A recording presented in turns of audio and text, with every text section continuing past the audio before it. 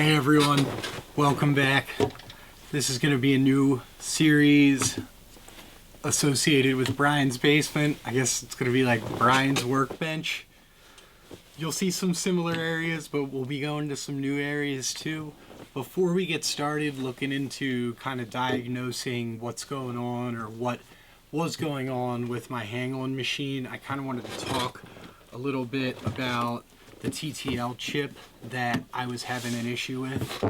So TTL chips are like transistor logic, and they basically have computer logic programmed into them. So there are a lot of Fujitsu chips on this board, and apparently Fujitsu chips from the 84, 85 era have issues, or they're susceptible to like static shock, I believe. So basically I had a lot of Fujitsu LS 157 chips on my board, and a lot of them were having issues, or there were blown traces underneath them. So I had to kind of learn, and I'll admit with a lot of help from the people on the Museum of Game forum, Claw, KLAV. I'll put a link. But they really helped me. They kind of like pointed me in the right direction. But having the book was pretty nice, so I just want to go through some basic things before we head over to the arcade machine, and I kind of show what we're looking at and what the issues were. So here we go. So basically we're just going to want to focus on this page. This is the page for the LS157 chip. You can see it's actually, there's a bunch of other chips that are kind of associated with this, but it's a 2-to-1 multiplexer. So it'll take 8 lines of RAM and convert them down into 2. So it can be fed through like a bus, or 8 lines convert them into 4. So it can feed basically the data through a bus. So as you can see here, hopefully, the different pins have different functions, either input A, input B, output Y, or we have, and excuse me, I kind of got to look at this. So, and then we have 16, which is select, or no, sorry, 15, which is ground, which is select, which one is select. Select basically just means enable. And typically, from what I've seen, this has always been on in the hang-on machine.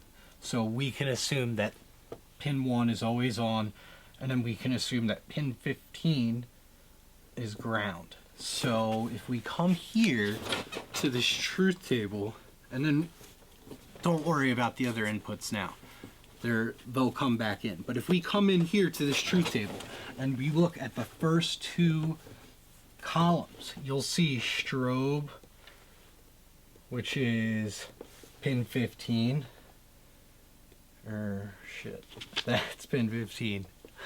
Sorry, I'm a little blind.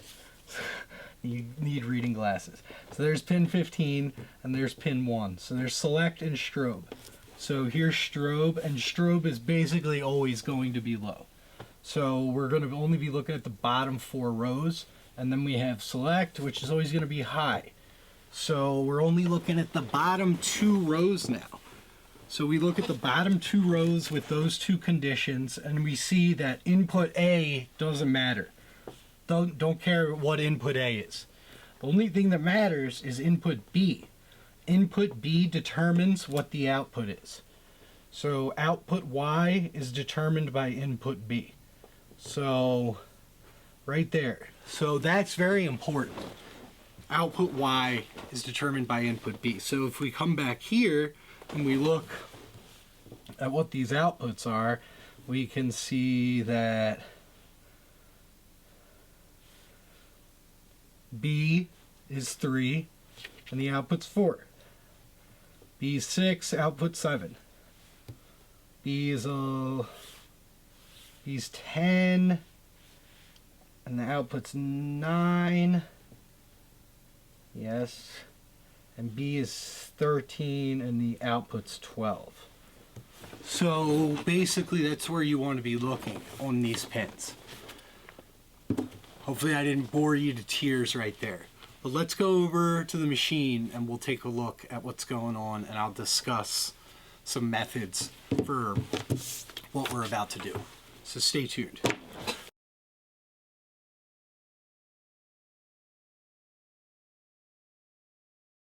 All right.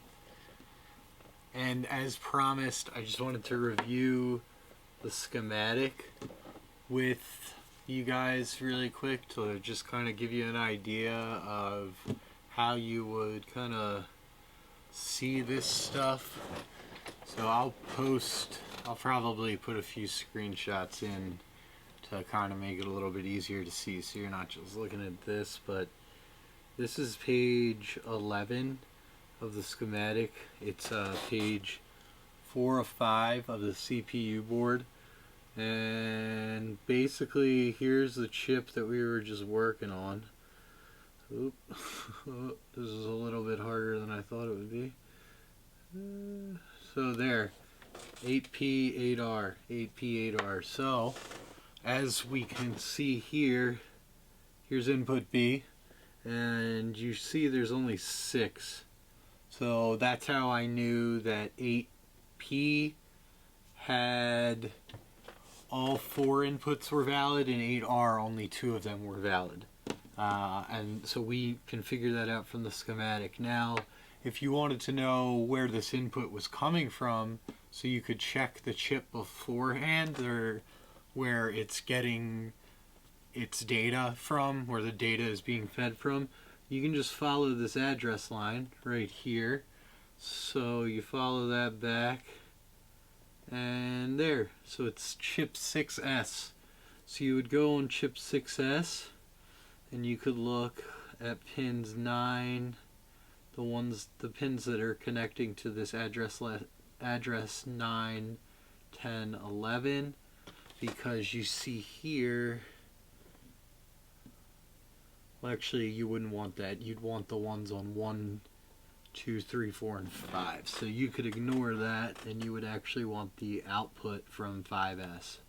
So you would want to pay attention to chips 5, 12, 7, 6, or 15, 12, 7, 6. Basically what's listed there. So this is your map, basically. So you have the book that explains the logic for the chip. Once you understand what the chip's doing, then you kind of need to go to the schematic, if hopefully you have it for your arcades. In some cases you might not, in which case good luck, I guess. You'll just have to use your eyes, which you can do, but it's not as easy, and it's definitely impossible to know what's sending what and what's supposed to be doing what. So get your hands on some schematics. But anyway, yeah, this is just basically shows you how the chip should be functioning, and it'll give you an idea of what the output should be. So that kind of just allows you to diagnose things like I've been doing. So hopefully that was a little helpful. I know that there's a lot going on here, so that's kind of why I just wanted to focus on these two right there. So, all right, let's get back to the video. Hello, here we are. We're back at the arcade. So let's get started. Before you get started, if you're doing a repair like this, always be sure to remove any wristwatches or rings. Another thing to try and do, if you can, wear some sort of static protection. You can attach that to just a metal ground anywhere. I'll attach it to this. It's a good ground, I suppose. Let's go here and here. There you go. And if you need some sort of assistance or seeing all the tiny stuff going on here. I like having a headset. And then the thing you really need for diagnosing these kind of issues is just the logic probe. And we're going to look at those pins that I talked about. So let's get this thing set up. So you're basically just going to want to find, and I know that the LS157 chip has pin 8 is ground and pin 16 is alive. Alright, let's put this up here. Sometimes it helps to kind of support the cord so you're not like yanking on this. So we'll do pin 16. Alright. You don't want to you want to make sure it's not touching, because if you bridge pin 16 and pin 15, that is ground, that's VCC to ground. So you might short your game out. So try not to do that. Alright, let's get this on here.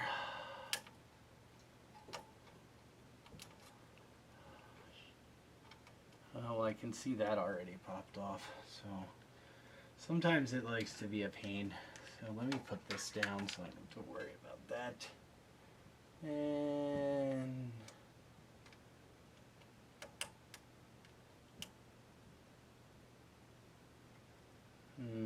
let's flip this. Sometimes flipping the alligator clip can help. Just gotta be patient. Just gotta be patient. Alright, now that that's all set up, let's get this all zoomed in and make sure that there's a better view. So, okay. Won't be able to see my ugly face anymore, so take that for what it is. Alright, so now we're going to turn the machine on.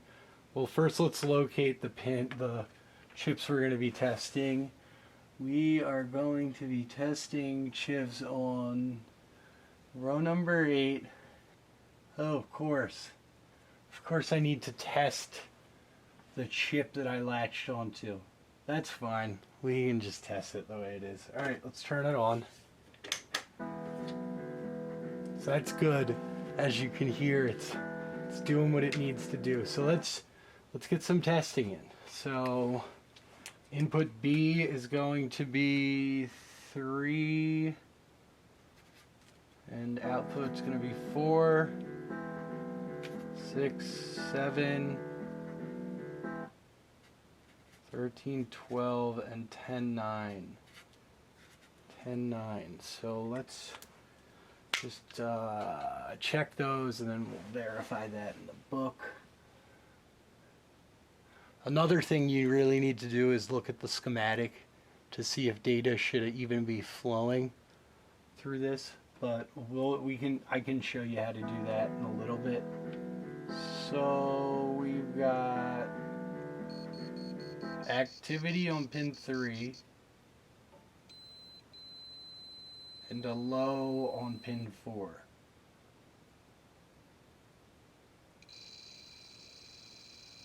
Activity on pin 6 and a low on pin 7.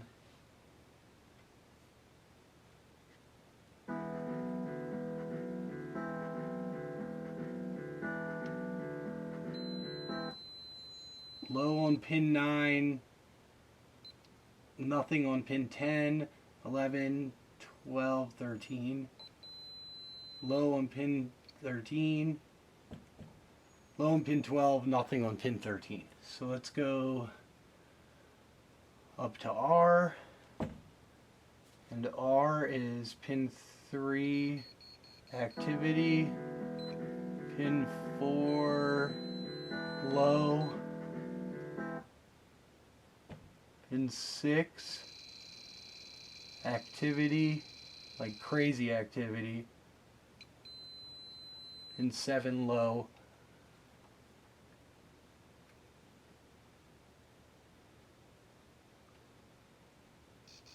pin 10 activity, and 9 low, and 10, 11, 12 low, and 13 activity. So those all should have matched.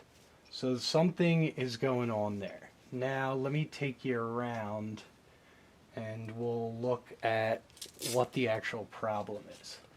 So let's go see. All right, well, so we insert a coin with the service switch. I mean, there's no background.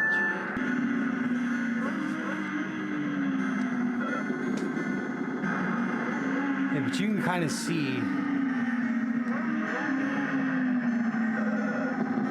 like, there's nothing there. It should be something.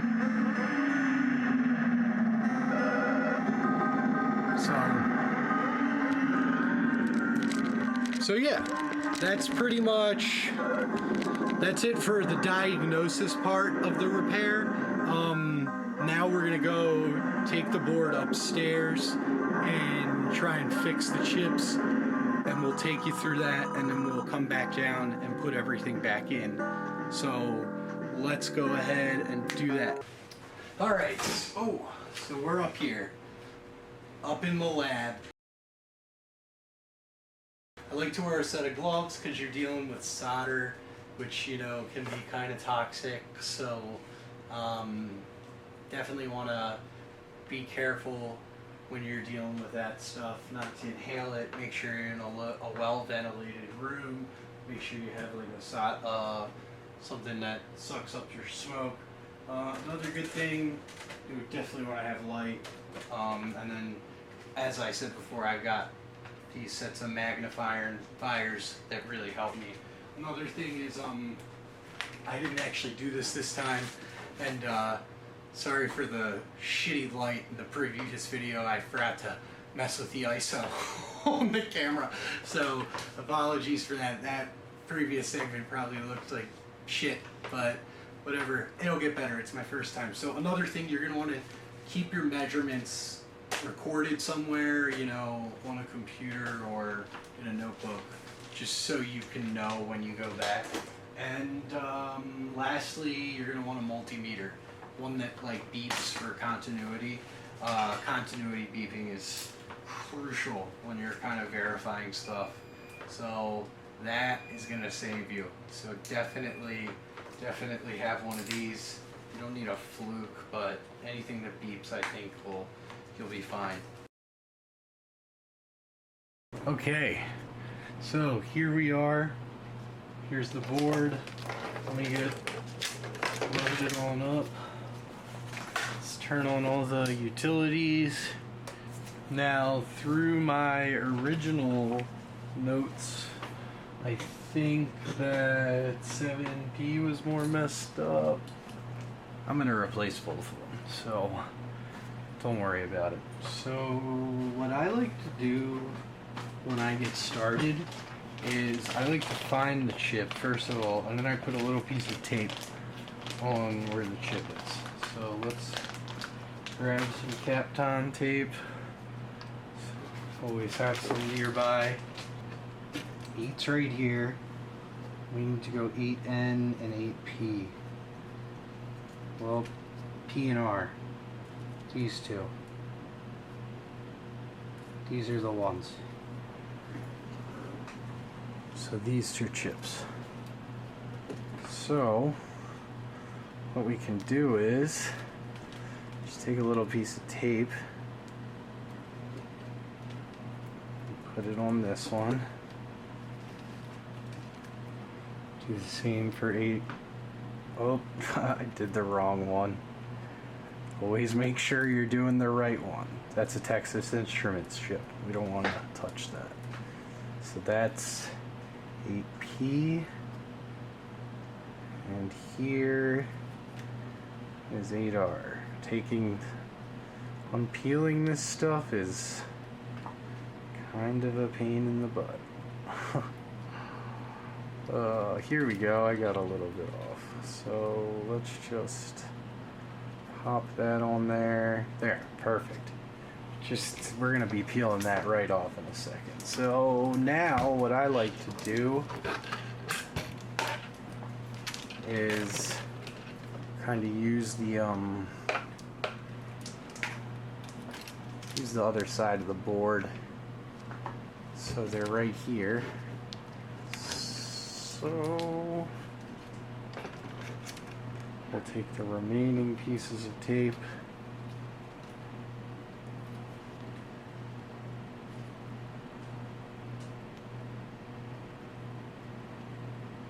And by the time I get this off, I'm going to have to check again. So that's all. So let's double check. So I'm holding this up and I can kind of see where I put the tape. So there was where the tape was. So we're going to put this one right here and then the one right below it. So that's easy. So right that bank, and let me grab something. That bank and this bank. So we're going to be taking from those two. We're going to be taking those two chips out. So let me just mark this one. And this is really, oh, there it is. It comes, but it's not, it doesn't come easy. So there we go. And there and there. Now, I want to make sure that you can see this. So when you hold the board up like this, and you hold the light right to it,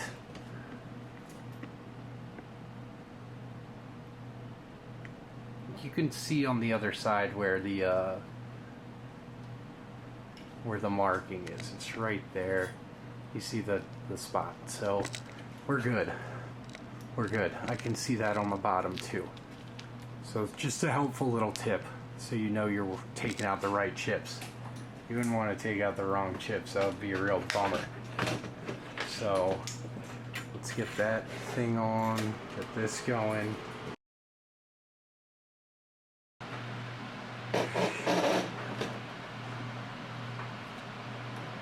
Okay. Get this angled a little bit better. Sweet. Alright, let's hit this. Okay, oh, this is fun. Probably gonna need another SD card, but we'll worry about that when the time comes. And sometimes it's also a little work so you just want to make sure you take your time.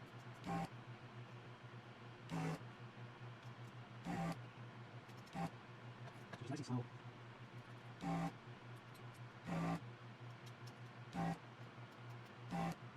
My head is running away. I'll sometimes blend the pins back a little bit. Oops. That was an hour spike. That's okay. It'll make you feel easier. Bring it really tight. Okay.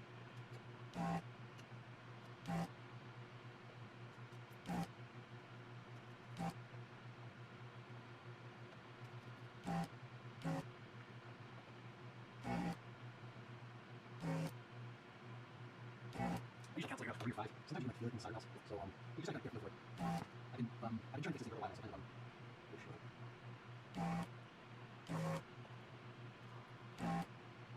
Oh, geez, that was good.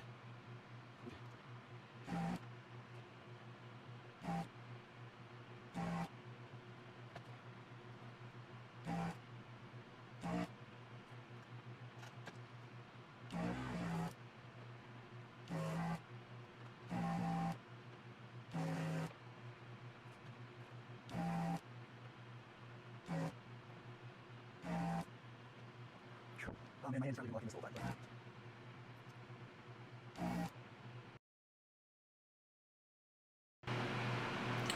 Okay, so that looks pretty good. How much more? 4 minutes. 4 minutes on this SD card. So, okay, well that looks pretty good. So let's go to the next step. And I got 2 tools for this step that I like to use. the removal step. Oops. This is not the right tool. Where is she at? Yeah, okay, there it is. Whew. So we've got this thing. As you can see, it's a little tilted. It's really good for lifting chips. And we've also got this thing. Same kind of deal. This one's got a more aggressive lip in there. So, yeah. So I'll show you the method that I like to use. Try and get these things out. Hopefully they just come out. Hopefully I did a good enough job.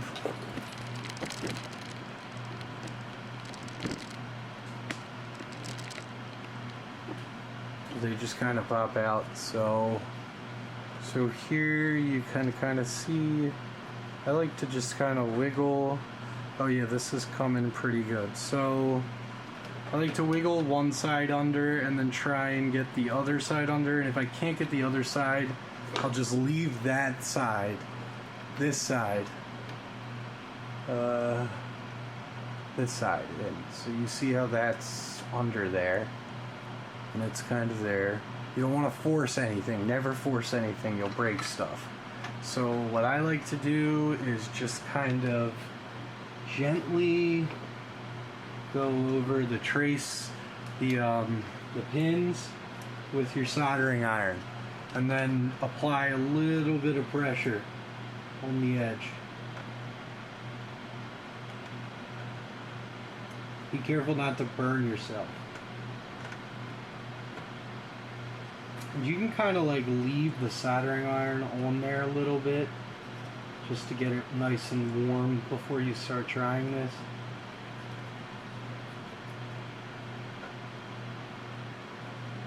So you'll be able to kind of feel it coming up. I'd recommend doing both sides. We can kind of take this tape off now. So don't want the tape to burn.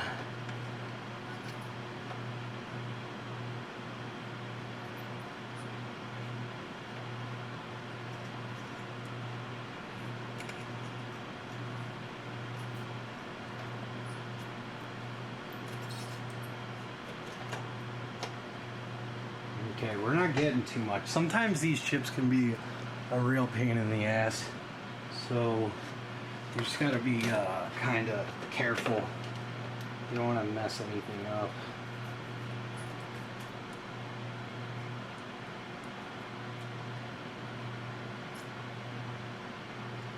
And sometimes you have to go back. So it can be a bit of a process.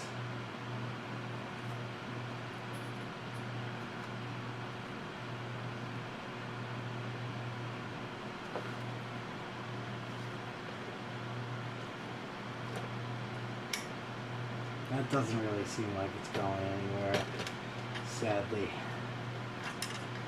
So sometimes you can kind of try and specialize one like against one side. So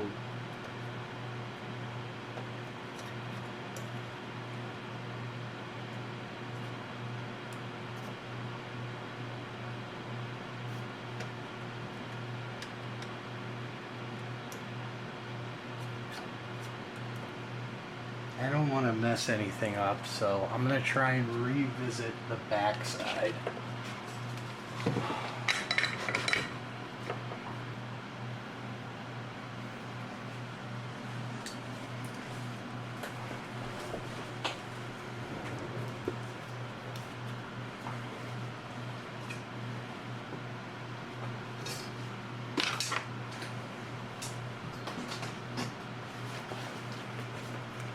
So we're going to flip the board again and see if we can't get some more solder out.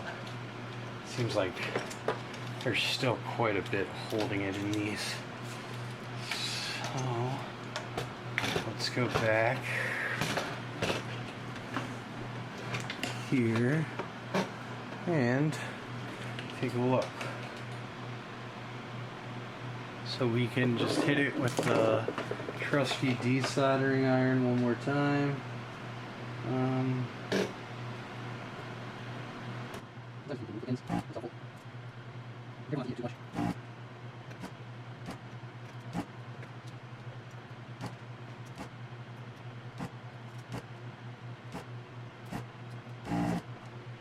Okay, so let's give this a shot again.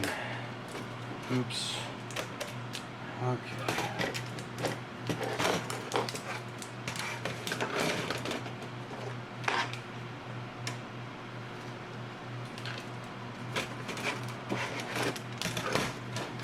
Sometimes this is the hardest part, and this is the part where you can really mess some stuff up. So just be careful.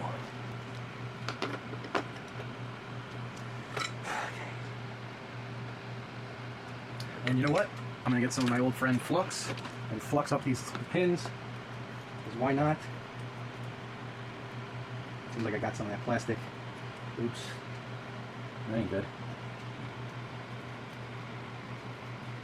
Okay, so a little flux.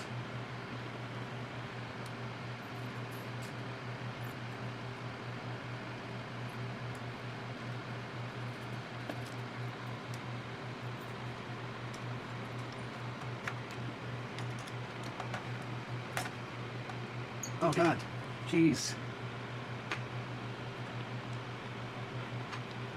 I'm trying to take out the wrong chip.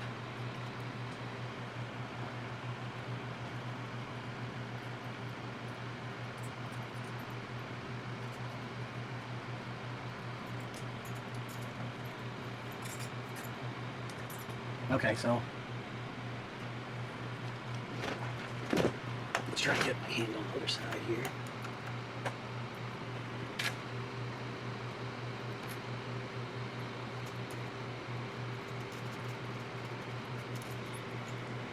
Gosh, okay. All right, well, we've got it up enough on one side that I can probably start coming at it from this side now as well. So now, let's see what this ankle's looking like. Pretty good. This end. Now this, here's my little technique that I use. Oops, shit.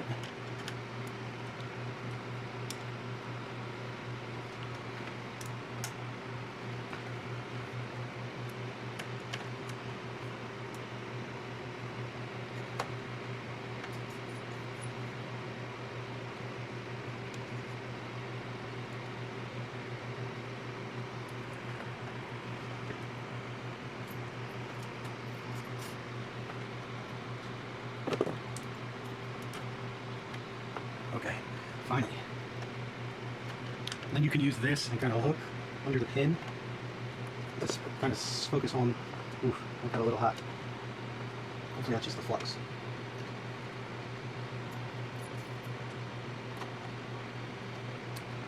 So the one side is completely out. This side is giving me a bit of a difficult time, so just want to be careful.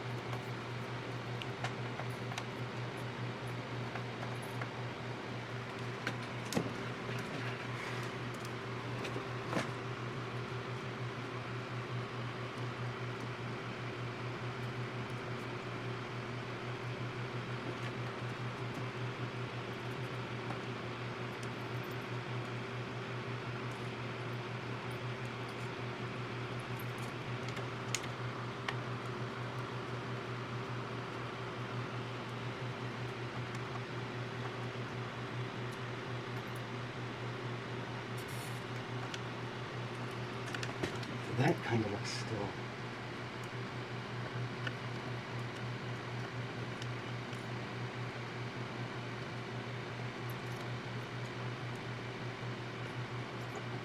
Oh, we might need to take a look underneath one more time.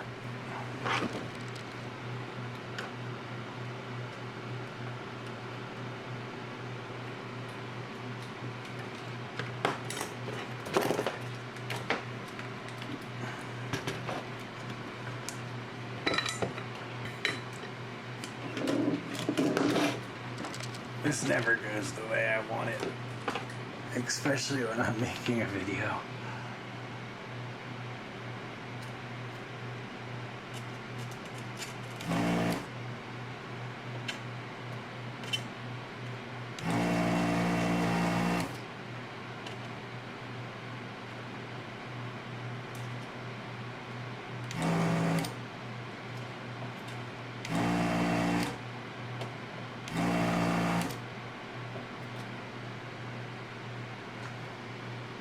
Oh my gosh, I'm doing the wrong one. Oh, I'm so stupid.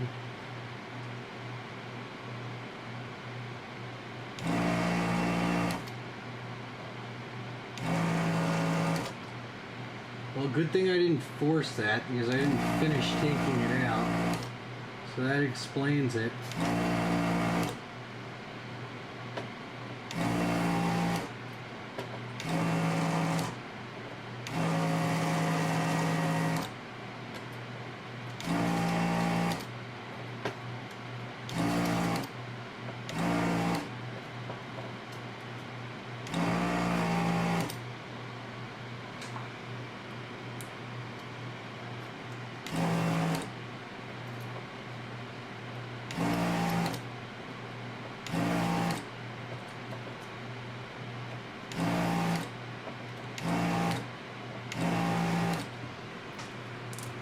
Okay, let's give this one more shot. Oh man.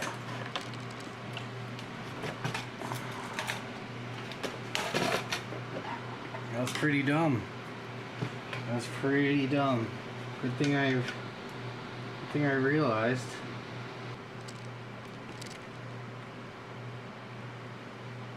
Okay, so we got the chip off.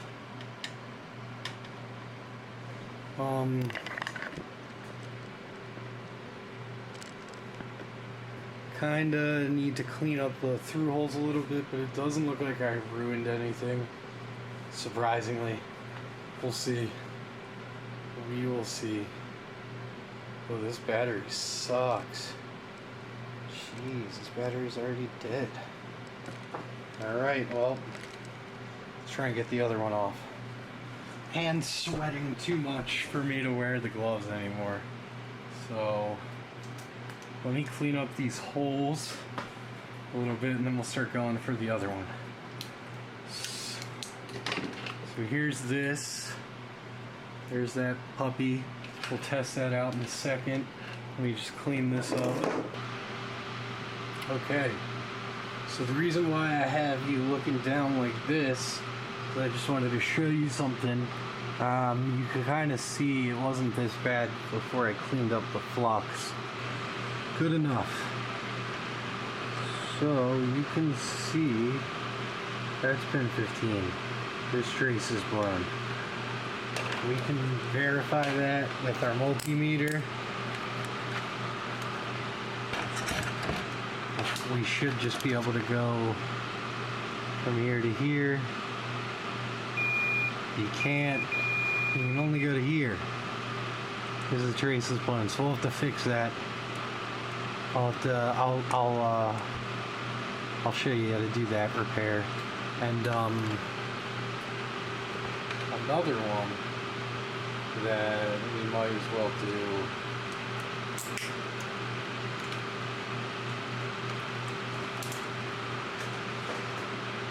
Because it looks pretty damaged.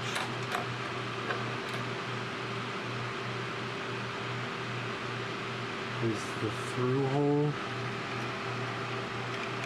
This one. We don't have to do it actually. It's not as bad as I thought it was.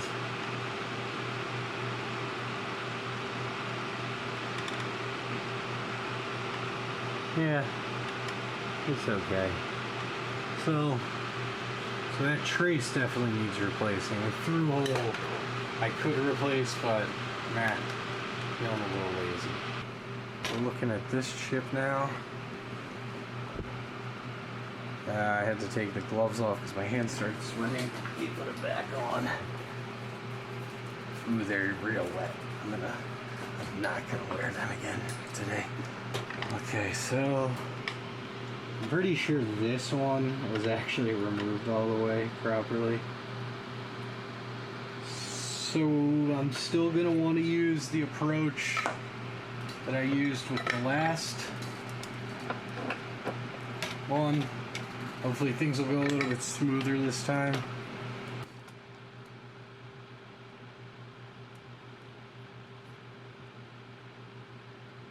Oh yeah, there it goes.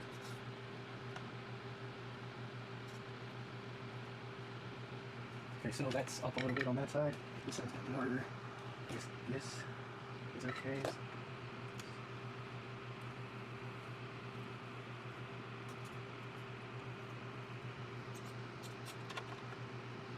Okay, I don't want to.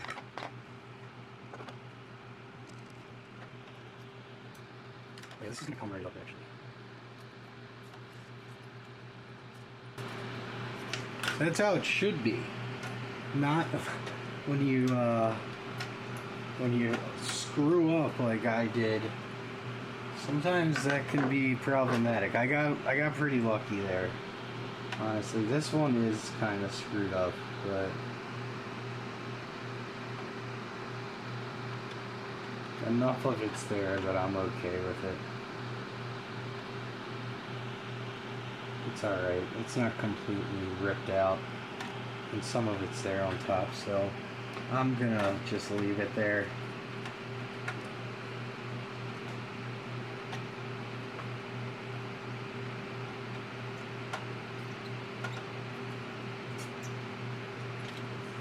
And that's pretty much good.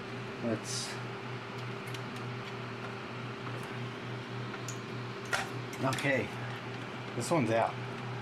That was way easier. So now what we want to do is test them.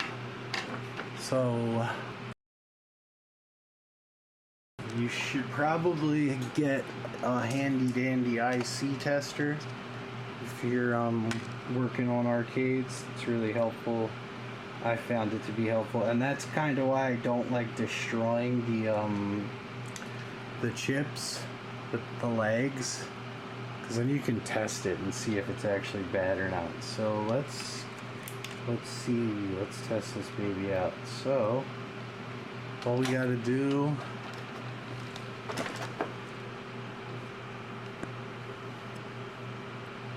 is put it in, flick that up so it gets held in there, then we turn it on,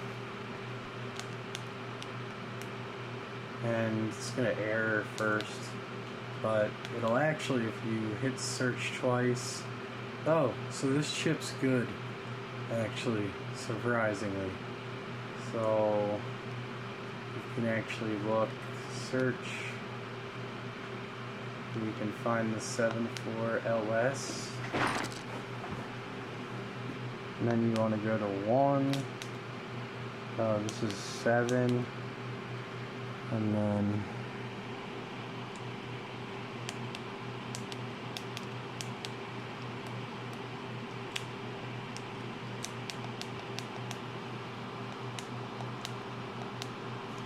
$157, and then you can hit enter,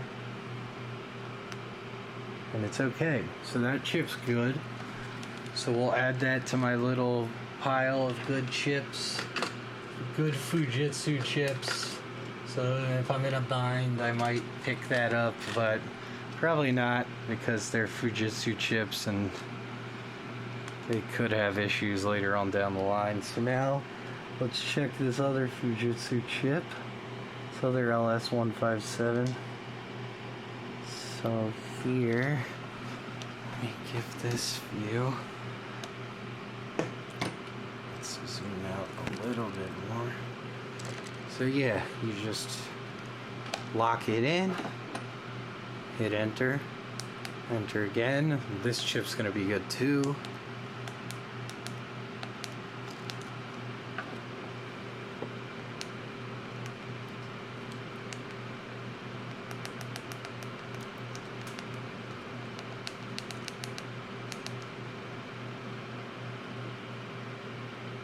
And it's okay. So we'll pop that in my little chip jar too. So those are good. Those chips are functioning, but both the traces are blown on pin 15. So that's a problem. So we're gonna want to fix that.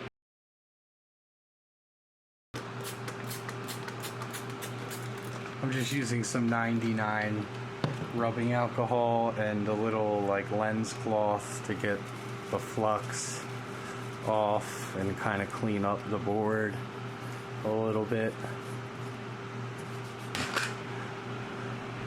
Let's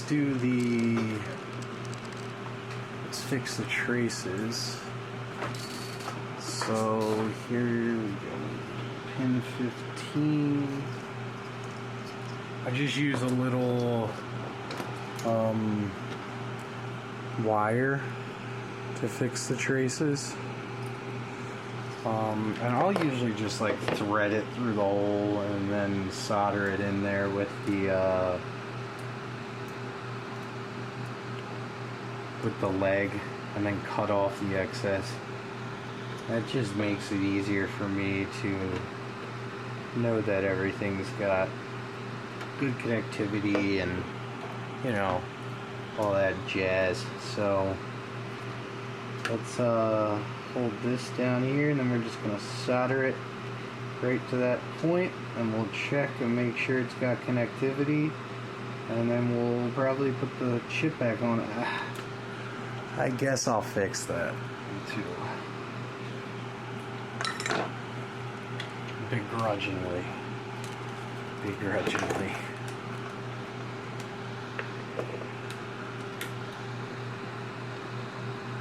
So just want to make sure I got both of them held down on the same point, and then let the solder flow right off the tip.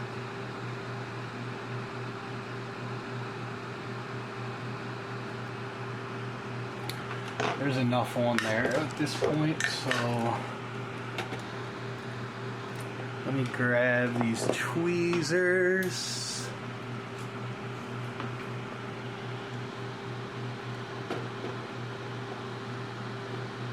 This is probably impossible to see.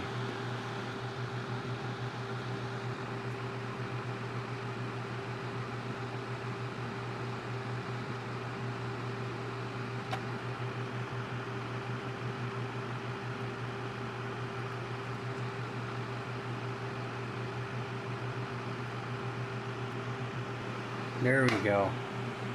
That looks like it's a pretty good bridge right there. Let's see if we can get a better angle.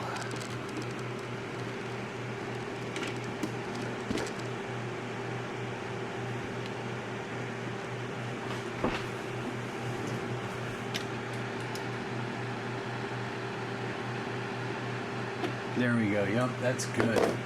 That's real good. So now, just want to clean out my tip, and oops, I didn't clean.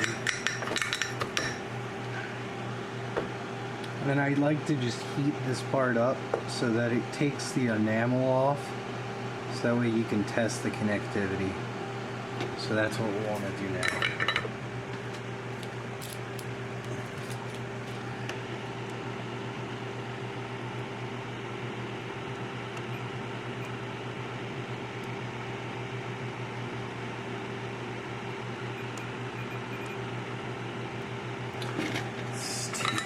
Bit more of that off.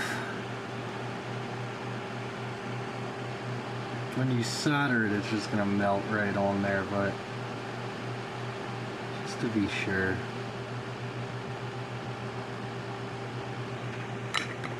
Okay.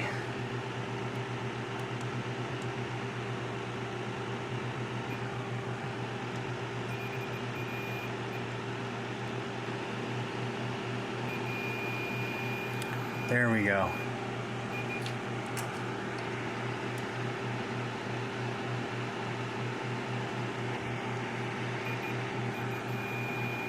So that's good. I guess I'll fix that through hole. Even though it's a pain, I'll just do it. Why not?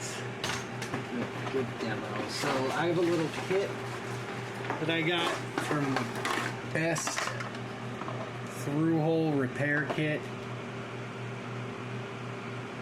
and because I've done this a few times now, I know exactly what I need to do. So I need the 2/6 size eyelet, but before I do that, I gotta drill the hole out. So I've got the hand drill And we're just gonna go very gently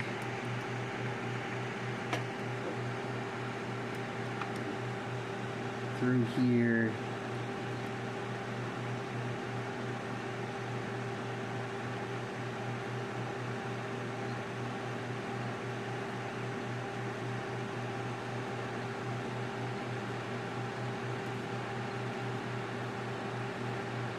It's extremely gentle. And then back up through. Once again, just make sure you're being real gentle. Check the other side and make sure that it all came out. Okay, so we're doing a through hole repair. I think the camera may have died while I was talking, so I drilled out the top side of the through hole that was bad, and then now I am just removing the rest of it from the back, very gently with a scalpel. So just want to make sure everything's removed so the new through hole fits well, the new eyelet.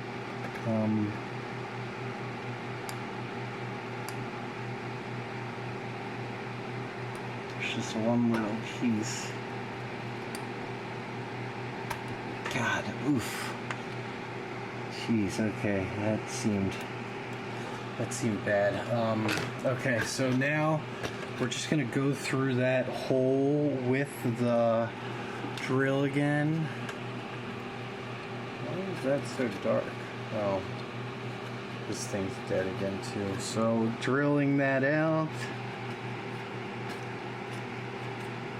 And whammy.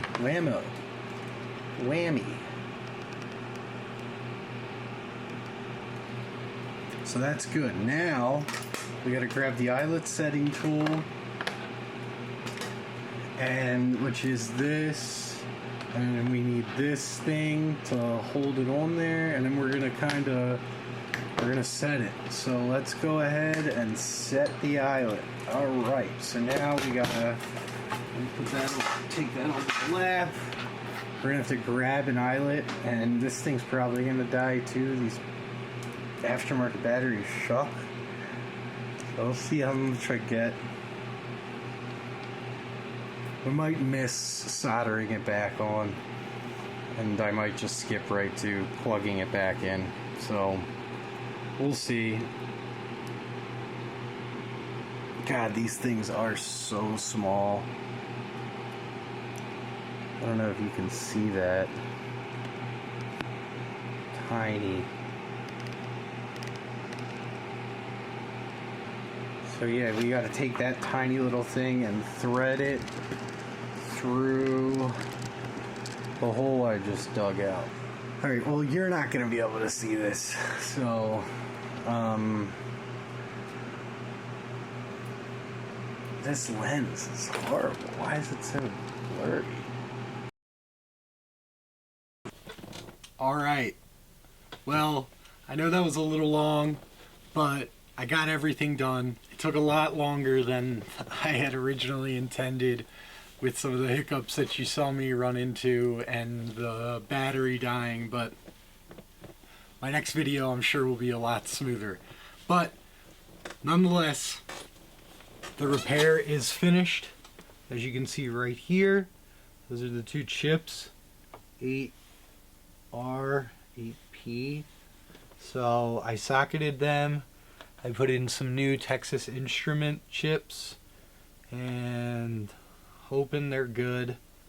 So we'll go hook everything up to the machine. Oh yeah, and before I do that, I was able to get the eyelet repair done smoothly. So I'll have to demo one of those later on when it's you know, a little bit I have the camera technique down a little bit more. Maybe I'll have to get a bigger lens that can kind of zoom in, or try just try getting a better angle. So we'll definitely keep an eye out for that. I'm sure I'll run into another situation where I need to do a through hole repair. So I'll definitely post some of that. I was kind of bummed out that the camera died and I couldn't really show that. But at that point I was just like, screw it, because I had gone through so much and I really wanted to finish the repair. So I hope I didn't like hastily do anything and put something in backwards, but I'm pretty sure everything's good. Once again, we replaced these two chips, and I'm hoping that fixes the background issue with my hang-on. We'll see. So I'm gonna go over, hook it up, and then we'll turn it back on and take a look and see how everything went. So stay tuned.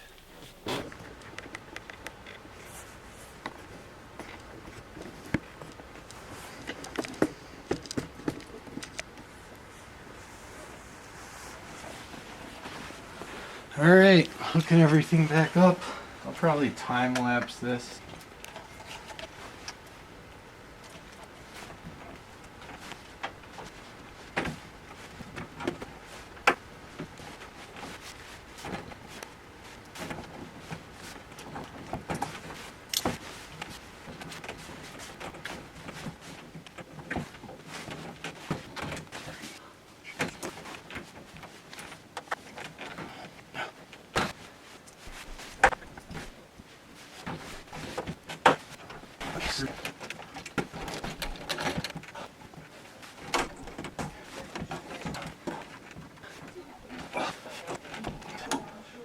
We're almost there.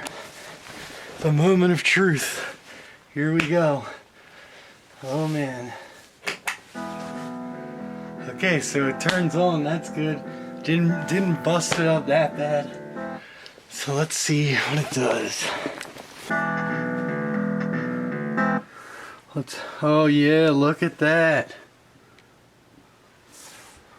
Need to lower.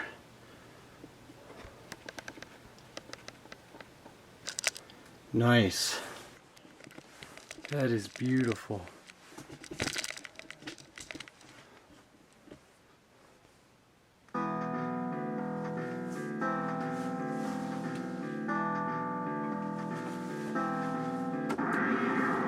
Oh yeah, look at that. Looks great.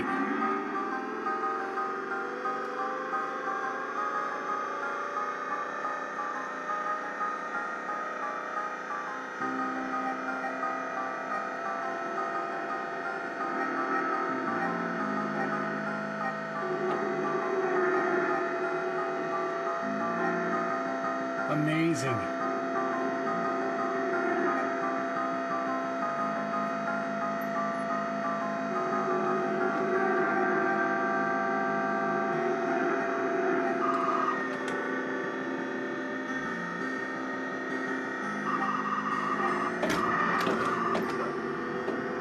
So it fixed it.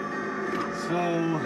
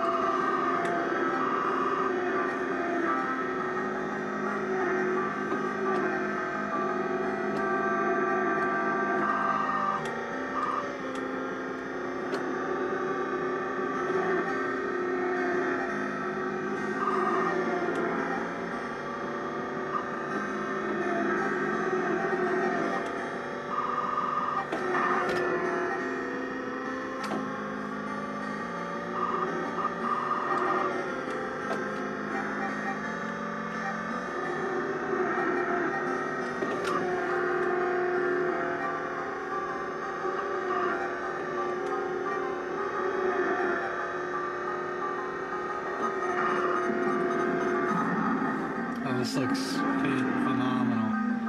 I'm so happy.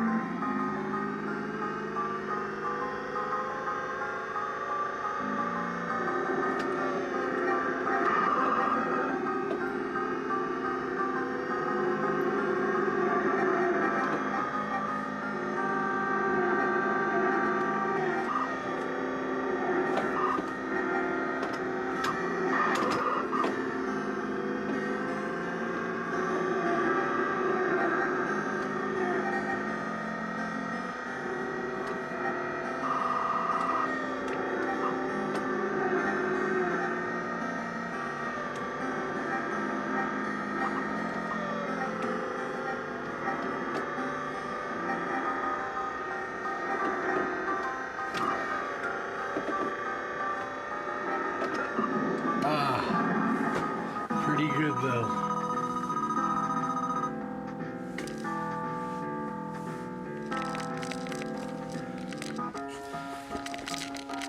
All right, well, that's it. I fixed it. I can't believe I did. I'm so happy that I know how this thing works and I have an idea of how to fix it. It really just makes me so happy that I can actually maintain this thing, keeping a piece of Sega history alive. So that's really, really awesome. So thanks for checking out this video. I'll be releasing more random repairs that I'm doing here and there. Hopefully Hang On doesn't break anytime soon.